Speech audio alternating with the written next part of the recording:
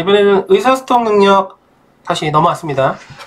읽어보시고 문제 푸는 시간을 드릴 건데 쉬운 문제는 아니어서 이거는 1분 20초 정도는 드려야 될 것 같아요. 20초. 네, 1분 20초 드릴 테니까 풀기 전에 할 말 없나요? 네, 없습니다. 그냥 푸시면 됩니다. 자, 1분 20초입니다. 예. 자, 카운트 해주십시오. 시작.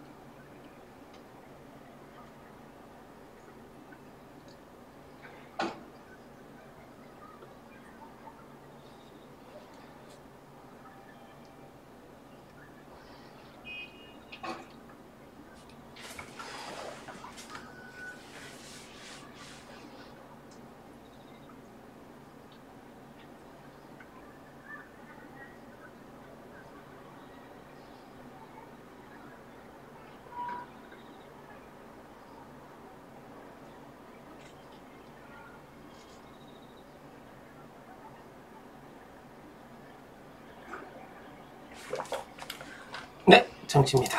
예. 일단 한번 풀어보셨나요? 저는 좀 봤는데 어려운데요? 네, 어렵죠. 글 자체가 되게 어려운 글이고요. 이게 이제 저희 원래 저희 메인 교재에 사실 있는 문제인데 질문이 좀 많이 와서 어떤 얘기를 드려야 될지 해서 이걸 좀 체크했고요. 간단하게 얘기하면 이게 이제 어려운데 글이 어려운 이유는 아주 간단한데요.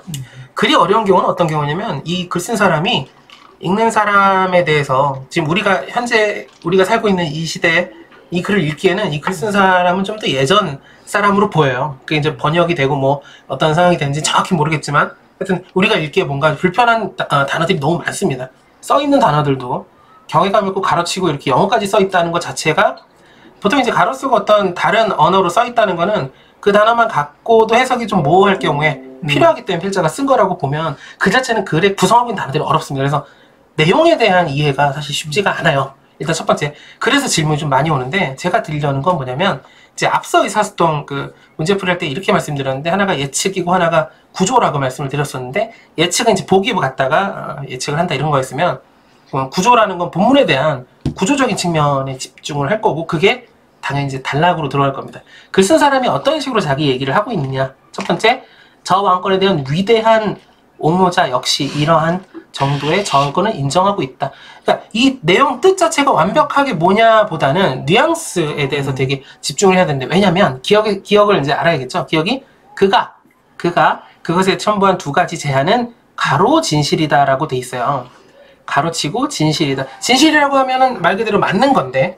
그리고 또 하나 위대한 옹호자 이런 표현들이 약간 과할 수도 있고 물론 이제 글을 전체적으로 읽으면 저 뉘앙스가 약간의 이제 조롱이나 오히려 이제 뭐 띄워주면서 위대하다라고 하면서 아유 잘나셨네요 요런 뉘앙스이죠. 뉘앙스를 파악하는 게 중요하고요. 첫째 그는 저항은 이렇게 말이 써 있습니다. 이 뜻을 정확하게 이해하는 게 아니라 첫째는 이렇게 키워드를 잡고 저항은 경외감, 둘째는 저항은 복수나 처벌 동반하지 말아야 한다. 이거에 대한 이해보다는 이런 게 둘째로 있다.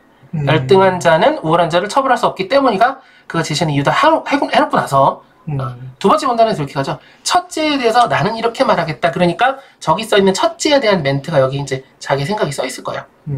게다가 다음 문단에서는 자연스럽게 둘째가 나오겠죠. 찾아보면 열등한 자는 우월한 자를 처벌할 수 없다가 여기 열등한 자는 우월한 자를 처벌할 수 없다고 정확하게 여기 콤마 찍어서 했고 그의 두 번째 주장은 일반적으로 맞는 말이다 하면서 문단 구조가 간단해요. 어떤 사람이 있는데 그 사람에 대해서 그 사람이 두 가지 얘기를 했는데 첫 번째에서 난 이렇게 하고 두 번째는 이렇게 얘기한다. 그래서 결론적으로 나는 어떻게 얘기하느냐에 뉘앙스에 좀 집중해야 될 필요가 있습니다. 그래서 구조적으로 접근하고 보면 사실은 읽어보면 알 수 있는 부분이 이거죠. 기본적으로 부정적입니다. 되게 단순화시켜서 이제 많이 의사소통할 때 말씀드리는데 어떤 대상에 대해서 플러스 아니면 마이너스 이렇게 이분법적으로 보는 건 일상생활에서는 좋지 않지만 우리 같이 문제 푸는 입장에서는 사실상 그렇게 좀 갈라치기를 해서 보는 게 좋고요. 어쨌든 기억, 니은, 디귿을 매칭형이라고 하죠. 요걸 맞춰나가기 위해서 어디에 집중하느냐에 따라서 문제 풀기가 달라지겠지만 일단 디귿 쪽이 조금 빠르게 알 수 있는 게 그의 두 번째 주장은 일반적으로 맞는 말이다 라고 얘기하죠. 우리가 일반적으로 이 사람에 대해서 만약에 긍정적이라고 하면 그 사람의 얘기는 일반적으로 맞는 얘기야 라고 얘기하지 않죠. 이렇게 해서 까기 위해서고 읽어보면 까는 뉘앙스 정도는 충분히 깐다는 표현이 조금 저속하지만 어쨌든 그런 뉘앙스는 충분히 알 수 있다. 그래서 첫째에 대해서 얘기했고 둘째에서 얘기했는데 적어도 둘째에서 부정적으로 얘기했으면 최소 이 두 가지 제한 맨 위에 나오는 기억이죠. 진실이다 라는 얘기는 최소 부정적인 의미를 좀 담고 있는 졸려오신 거 아니죠? 진짜 너무 졸려요. 아니 이게 이렇게 어려운 글을 내용이 졸린 게 아니고 네네. 지금 밥 먹고 와가지고 그런가요? 네, 아우 네, 어쨌든 죄송합니다. 커피 네, 까나리 액자도 제가 마시는 벌칙을 한잔 하시고요. 그래서 결론적으로 간단합니다. 내용에 대한 완전한 이해는 제가 설명을 이렇게 드리기도 어렵고 여러분들도 그렇게 하실 필요가 없고요. 일단 첫째랑 둘째가 있고 예를 들어 디귿에 있는 내용을 보면 열등과 우월한 자 처벌할 수 없다. 일반적으로 맞는 말이다.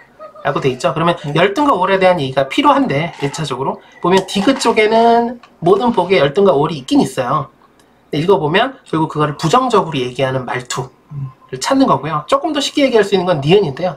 니은 아까 첫째에 대한 얘기죠. 그죠? 첫째가 뭐였냐면 경외감을 동반해야 된다. 저항은 경외감을 동반해야 된다. 이거에 대한 다시 한번 강조하지만 완전한 이해 이런 거가 중요한 게 아니라 키워드적으로 저항과 경외감에 대한 얘기에 대해서 글을 썼기 때문에 니은 부분을 보면 경외감이 있죠. 그리고 여기는 복수와 처벌, 저항과 처벌, 타격을 경외감 표시하는 것. 그리고 키워드적으로 좀 접근을 해서 경외감이라는 것으로 들어가서 좀 좁혀놓고요. 그 다음에 예를 들어 1번과 5번으로 경외감으로 좁혀놨다면 기억해 보면 그 목적을 달성하지 못한다는 것이 진실이다. 이 얘기는 부정적으로 얘기한 거죠. 저 사람이 얘기했는데 그거 달성하지 못하는 진실이다 라는 거고 위에는 정치를 심사숙고한 결과물이라는 것이 진실이다. 이 얘기는 또 좋게 얘기한 거죠. 그래서 뉘앙스적으로 또 차이를 줄 수 있고요. 이해되실까요? 그렇게 이해되는데 답이 네. 몇 번이에요? 답은 5번이 됩니다. 제가 궁금한 거는 네. 기억에서 그 목적을 달성하지 못한다는 것이 네. 또 들어가도 될 것 같은데 네.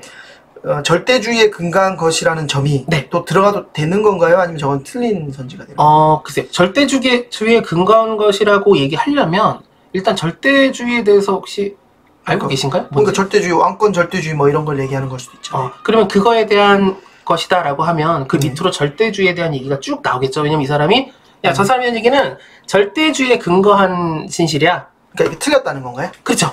틀리죠. 왜냐면 그거에 대한 내용들이 나와야 됩니다. 근데 보면은 첫째가 정확하게 저 위에 첫 번째 나오는 이 첫째에 대한 게 두 번째 문단에서 그것만 주구장창 보고 있고요. 둘째에 대한 얘기가 요거에 대해서 또 직접적으로 얘기를 하고 있고. 저는 이렇게 읽었거든요. 네. 이제 저 왕권에 네. 대한 위대한 옹호자 역시 네. 이러한 정도의 저항권을 인정하고 있다. 네. 그러니까 이건 전 비아냥으로 보이고 맞아요. 이게 이제 결국은 맞습니다. 야 그렇게 아부하는 아참하는 니네 역시도 네. 이 정도는 개겨도 되는 거다라고 얘기하는 걸로 보이고 그러면서 그가라고 하는 그는 위대한 옹호자잖아요. 네, 그렇죠. 정확히 위대한 옹호자. 그가 그것에 첨부한 두 가지 제안은 네. 뭐뭐라는 거잖아요. 네네. 그가 첫째는 그런 네. 저항에 경외감을 동반해야 된다. 네. 그러니까 둘째는 저항은 복수나 처벌을 동반하지 말아야 한다. 네. 이 말 자체가 이제 어떻게 보면 왕권에 대한 옹호자들, 네. 아첨하는 사람들은 네. 야 저항해도 돼. 근데 우린 존경해야 되고 그 다음에 처벌하면 안 돼. 라는 거니까 결국은 이 필자는 얘기는 그러니까 말만 저항이지 네. 실질적인 저항은 아니지 않냐 라는 얘기를 이 밑에서 하는 걸로 저는 읽혔거든요. 네. 맞나요? 그게 내용이? 저는 내용을 안 봤어요. 안 받고 실제로 지금 이거를 가져온 이유는 뭐냐면 내용적인 측면에 접근하게 되면 해석이 굉장히 분분해질 수 있고 오해할 수 있는 소지가 굉장히 많아지는 것 같아요. 실제로 질문도 그렇게 하고 그래서 저는 철저히 좀 구조적으로 그러니까 예를 들어 지금 얘기한 건 간단히 정리만 하면 니은이라는 두 번째 문단에 네. 들어갈 내용은 적어도 이 문단이 소재로 삼고 있는 첫 번째인 거죠. 첫 번째 문단에 보면 첫째 그는 저항은 경외감을 동반해야 된다라는 이 경외감에 포커싱을 맞춰서 단순하게 키워드적으로 보기 위해서 접근한 거예요. 옆에 1번, 2번, 3번, 4번, 5번 보기를 보면 니은 부분에 경외감과 관련한 얘기가 1번과 5번에 있기 때문에 거기에 그냥 집중해서 들어간 거고요. 그리고 디귿 같은 경우는 물론 디귿은 앞뒤 문맥을 보면은 생각보다 찾기는 쉽습니다. 근데 결국은 디귿을 통해서 알 수 있는 것은 그러니까 두 번째인 거죠. 마지막 세 번째 문단은 두 번째 주장에 대해서 표현하는데 정확하게 부정적인 입장을 내비치고 있죠. 첫 번째 줄에서 아까 얘기했던 두 번째 일반적으로 맞는 말이다. 그럼 뒤로 연결돼도 하지만 하면서 이 내용을 읽어보면 최소한 내용에 대한 완전한 이해는 안 되더라도 글쓴이가 지정한 아까 얘기하신 그 위대한 옹호자 있죠. 그 사람에 대해서 까고 있는 거죠. 완전하게 부정적으로 하고 있는 그런 정확하게 확인되는 것들을 기준으로 먼저 답을 찾아가는 게 맞다라는 거를 말씀드리려고 갖다 놓은 거예요. 얘기하신 대로 세부적인 내용, 이 얘기가 그럼 직접적으로 어떤 얘기인지 들어가기는 굉장히 어려운. 그러니까 저는 그 뉘앙스를 네.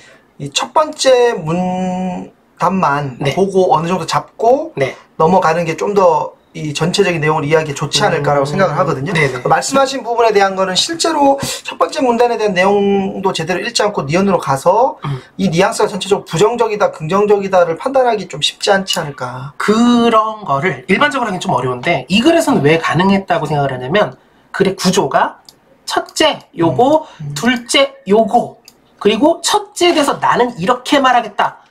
둘째는 일반적으로 맞는 말이다. 글 전체가 결국 이 얘기에 대해서 여기서 해석을 다 하는 게 아니라 저 사람이 나는 일단 우리 이제 알게 됐으니까 저 사람은 부정적인데 저 사람이 두 가지 얘기를 들었는데 이 두 가지에 대해서 한 문단씩 써서 글을 썼죠. 그러면 이 사람의 이 두 가지에 대해서 평가를 밑에서 연결돼서 하고 있기 때문에 실제로 밑에 내용이 같이 들어가야 전반적으로 결국 이제 기업 같은 경우는 어떻게 보면 주제가 되는 거죠. 이 글 전체의 주제가 되는데 그걸 조금 세분화해서 첫째, 둘째가 있고 두 번째는 이제 얘기하신 대로 글 자체로 조금 이해가 잘 되면 사실 첫 번째 문단을 가지고 판단을 해보려고 했는데 쓰여진 단어나 글 말투나 이런 것들이 워낙 좀 어렵다 보니까 구조에 좀 기댈 수 있다 라는 얘기를 좀 드리기 위해서 일부러 좀 어려운 글을 들고 왔어요. 예. 얘기하신 대로 해석적으로 들어가면 오히려 더 어려워지니까. 굉장히 어려워지고 그게 애초에 어려운 게 맞습니다. 근데 단 일단 이건 문제 구조가 아까 얘기했던 매칭형이 되기도 하고 거기에 어떤 것이 들어가야지 적합한지 한 적합도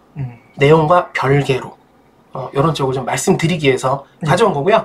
다시 한번 시간을 가지고 풀어보시는 것도 연습해 볼 수 있지만 이렇게 때에 따라서 우리가 글을 만났을 때 어려운 글들이 있을 수 있잖아요. 당연히 읽기 어려운 글이 있는데 그럴 때는 문단 구조라든가 아니면 글쓴이 사람이 쓴 구조에 좀 기대서 판단을 거기에 맞춰서 하는 것도 가능하다라는 걸 좀 말씀드리려고 가져온 거고요. 내용적으로 들어가면 전혀 저는 보질 않았기 때문에 니언을 어떻게 판단했다고? 니은이요? 예. 니은이 여기 있잖아요. 요 문단에 있죠. 니은이 첫째에 대해서 난 이렇게 말하는데 첫째가 그 주제가 저항은 경외감을 동반해야 된다. 라고 돼 있잖아요. 그 경외감 하나 때문에 저는 이게 니은은 거예요. 어떻게 봤냐면 서로 조화시킨다는 얘기는 서로 상반되는 내용이 들어가야 되는데 지금 2번하고 3번에 있는 복수와 처벌은 서로 반대되는 개념이 아니고 그쵸. 그 같이 들어가는 그 비슷한 개념으로 보이고요. 저항과 처벌도 마찬가지고 그러니까 조화를 할 수 있다라고 얘기할 수 있는 키워드는 대상이 아니기 때문에 타격을 가하는 일과 경외감을 표시한 일이 서로 상반된 내용이기 때문에 저는 그런 의미로 봤거든요. 그렇게도 충분히 볼 수 있다고 생각합니다. 디귿의 키워드는 하지만에 있기 때문에 이 전과 후에 대한 내용이 반대가 나오는 여기 있는 내용하고 반대되는 내용을 맞습니다. 앞에 들어가야 되는 걸로 봤어요. 그래서 지금 이 상황에서 저는 이 앞에 있는 이해가 좀 있으면 좀 더 문제 풀기에는 좋겠다라는 생각을 했던 이유가 거기에 있었고요. 그 다음에 여기서 우월한 자는 우월한 자로 군림할 동안에 그렇다는 얘기다. 그리고 여기 기억에서는 우월한 자가 열등한 위치로 떨어질 경우에 그렇다는 얘기다. 이 말이잖아요. 이 표현이 뭐냐면 열등한 자는 우월한 자를 처벌할 수 없다. 근데 이 기억이 답이 되려면 우월한 자가 열등한 위치로 떨어지게 되면 이 처벌이 가능하잖아요. 그러니까 이거는 말이 좀 맞지 않는 것 같기 때문에 5번으로 좀 생각을 한 경우였거든요. 맞습니다. 저도 이제 풀 때 그 방금 구조 내용에 대한 이해 없이 구조라고 말씀을 드렸지만 실제로 디귿은 앞뒤 문맥을 보게 되면은 판단이 가능한 부분이 있고요. 니은 같은 경우는 얘기하신 부분도 충분히 당연히 답으로 설정이 될 수 있는 내용이라고 생각하고 저 같은 경우에는 어쨌든 여기서 가로를 쳐서 이 부분을 비워놨다라는 건 그게 단순한 문맥적인 흐름보다는 중요한 키워드일 확률이 좀 높고 거기에 빗대서 단순하게 지워나가는 그러니까 니은에서는 어차피 3개나 되기 때문에 우리가 체크해야 될 게 니은에서 이쪽으로 좀 좁혀놓고 문제를 푸는 거를 말씀드렸습니다. 그러니까 확실히 어려운 글이죠. 어려운 글이고 해석을 여러분들이 하기 위해서 조금 더 읽어보는 거는 독해 연습에 좀 향상이 되겠지만 또 하나는 이 글을 쓴 구조에 대해서도 다시 한번 고민해보시고 이렇게 썼기 때문에 그걸 이해하면서 접근하는 거를 말씀을 드렸습니다. 다음 강의에서 다음 문제를 좀 풀어보도록 할게요.